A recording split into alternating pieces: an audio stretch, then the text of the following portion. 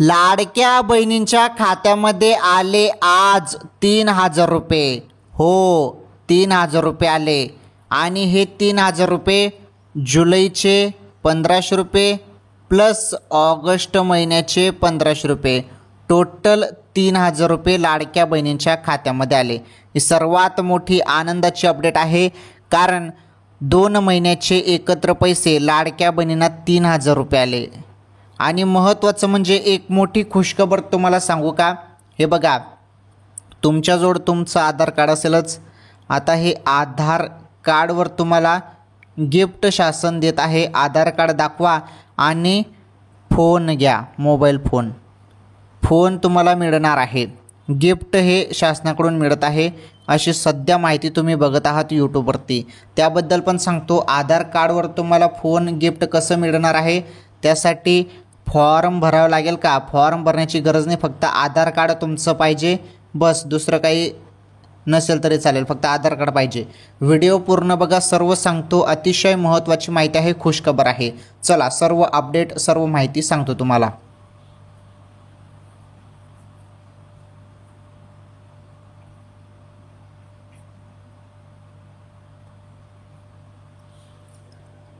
हे बघा, ज्या बहिणी पात्र आहेत अशा पात्र लाडक्या बहिणींच्या खात्यामध्ये पैसे येणे सुरू झालेले आहेत. भरपूर बहिणी अपात्र झालेल्या आहेत. अपात्र आता नुकत्याच 26,34,000 बहिणी अपात्र झाल्या आणि या बहिणींना आता हप्ता येणं बंद झालेलं आहे. ज्या बहिणी पात्र आहेत त्यांच्याच खात्यामध्ये पैसे आता येणे सुरू झालेले आहे.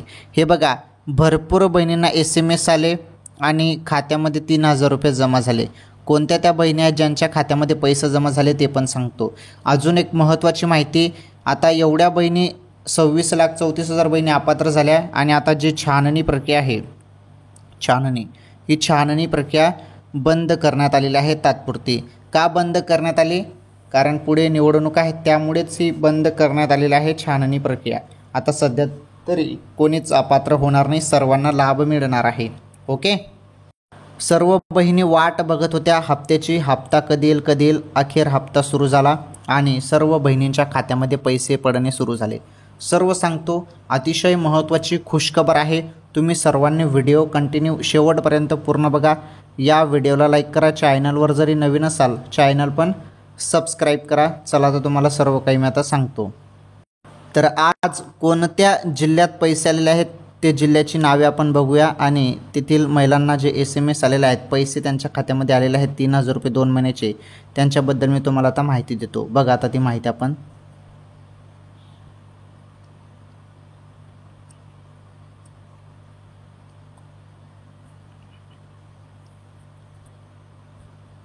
चला, तुम्हाला सर्व काही सांगतो.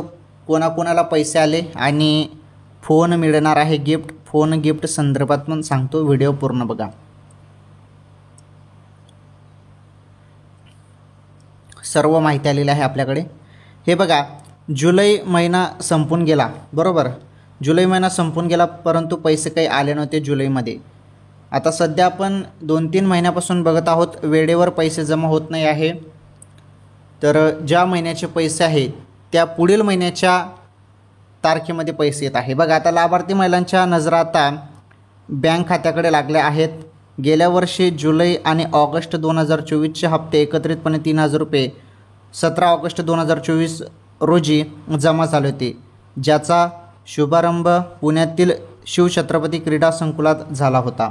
यंदाही अशीच शक्यता आहे की जुलै आणि ऑगस्ट 2025चे हप्ते एकत्र जमा होऊ शकतात, विशेषतः रक्षाबंधनाच्या निमित्ताने. बघा, माहिती काय समोर आलेली आहे सूत्रांकडून. बघा, माहिती काय आलेली आहे हे बघा. सूत्रानुसार 9 ऑगस्ट रोजी किंवा ऑगस्टच्या सुरुवातीला ही रक्कम लाभार्थ्यांच्या खात्यात जमा होऊ शकते.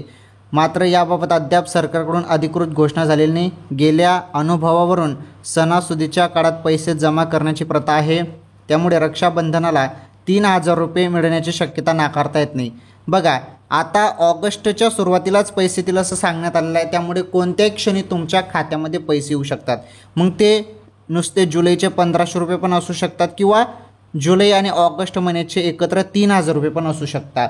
कारण इथे स्पष्ट माहिती नाही, अधिकृत घोषणा झालेली नाही, परंतु एक अनुभवानुसार सणासुदी निमित्त बघा, सणासुदीच्या काळात निमित्तानं पैसे टाकले जातात आणि मागच्या वेळी 3,000 रुपये टाकले होते तुमच्या खात्यामध्ये, त्यामुळे यावेळेस पण 3,000 रुपये रक्षाबंधनाला तुम्हाला येऊ शकतात, म्हणजे 9 ऑगस्टपर्यंत येऊ शकतात पैसे, आणि सांगता येत नाही ऑगस्टच्या सुरुवातीलाच, म्हणजे आता कोणत्याही क्षणी तुमच्या खात्यामध्ये पैसे पडू शकतात.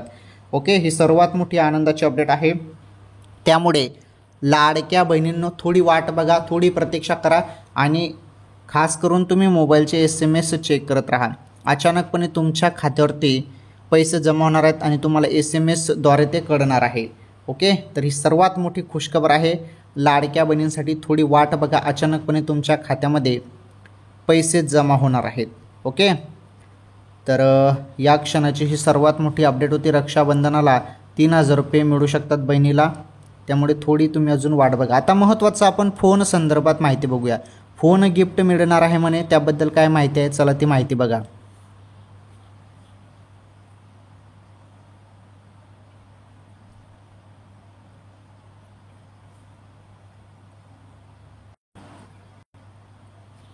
आता तुम्हाला सर्वीकडे सांगितलं जात आहे की तुम्हाला मोबाईल फोन पण मिळेल, आणि रक्षाबंधन निमित्त हे गिफ्ट आहे.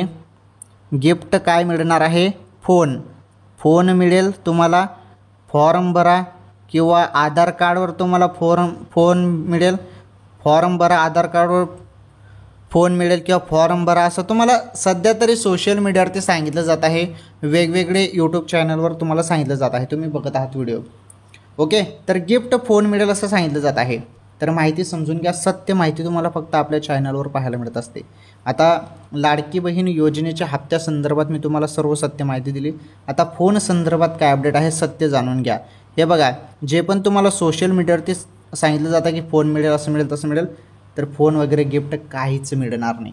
मागच्या वेळी पण असंच सांगण्यात आलं होतं की फोन मिळेल, स्मार्टफोन मिळेल, असं मिळेल, तसं मिळेल, परंतु मिळालं का? नाही मिळालं. यावेळेस पण काहीच मिळणार नाही. एक हे अंदाज लावले जातात आणि हे अंदाज पूर्णपणे फेल आहेत. मी सर्व चौकशी केली की असे काही गिफ्ट वगैरे बहिणींना मिळणार का, तर गिफ्ट वगैरे काहीच मिळणार नाही. लाडक्या बहिणींना रक्षाबंधन निमित्त 1,500 रुपये किंवा 3,000 रुपये येऊ शकतात, ही एक सत्य माहिती आहे. आता हे दोन माहिती कसं अधिकृत घोषणा झाली नाही, त्यामुळे 2 माहिती तुम्हाला द्यावी लागत आहे. जरी शासनाने ठरवलं तर जुलैचेच येऊ शकतात 1,500 रुपये, नाहीतर ऑगस्टच्या सुरुवातीला, म्हणजे आता कोणत्या क्षणी तुमच्या खात्यामध्ये 3,000 रुपये पण येऊ शकतात, जुलै आणि ऑगस्ट 2 महिन्याचे. त्यामुळे थोडी वाट बघा. आणि फोन वगैरे तुम्हाला काही मिळणार नाही बरं, ते एक चुकीची माहिती सध्या तुम्हाला यूट्यूबवरती दाखवली जात आहे. फोन वगैरे कोणालाच मिळणार नाही, एवढं लक्षात घ्या. ठीक आहे, लाडकी बहीण योजनेसंदर्भात सर्व माहिती आपण बघितली. चला ताज्या बातम्या बघा.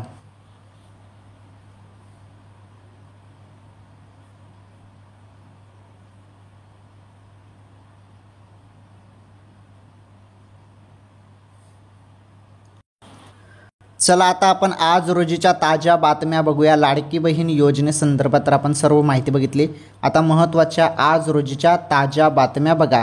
हे बघा, पहिली बातमी तुम्ही बघू शकता. नव्या स्मार्ट मीटरची गती अधिक, वीज ग्राहकांना मोजावी लागणार 60 ते 70% अधिक रक्कम.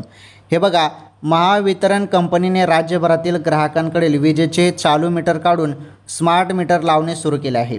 ग्रामीण भागातील ग्राहकांनी या स्मार्ट मीटरला विरोध करायला सुरुवात केली असली तरी कंपनीचे कर्मचारी चोरून लपून किंवा चुकीची माहिती देऊन हे मीटर लावत आहेत असा आरोप आहे. ग्राहकांचा विरोध आणि महावितरण कंपनीचा आग्रह या 2 महत्त्वाच्या बाबींकडे सध्या कुणीही गांभीर्याने बघत नाही.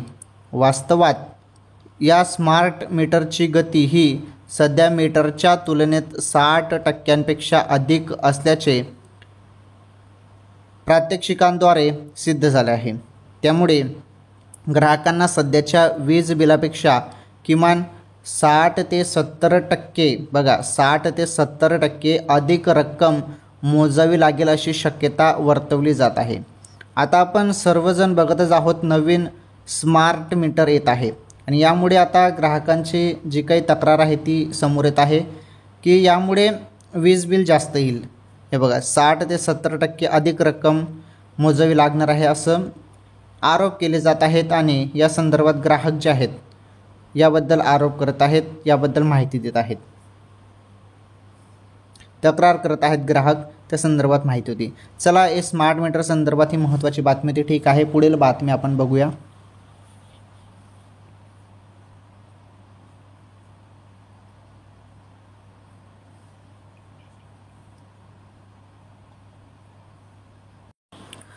चला, बातमी नंबर 2 बघा.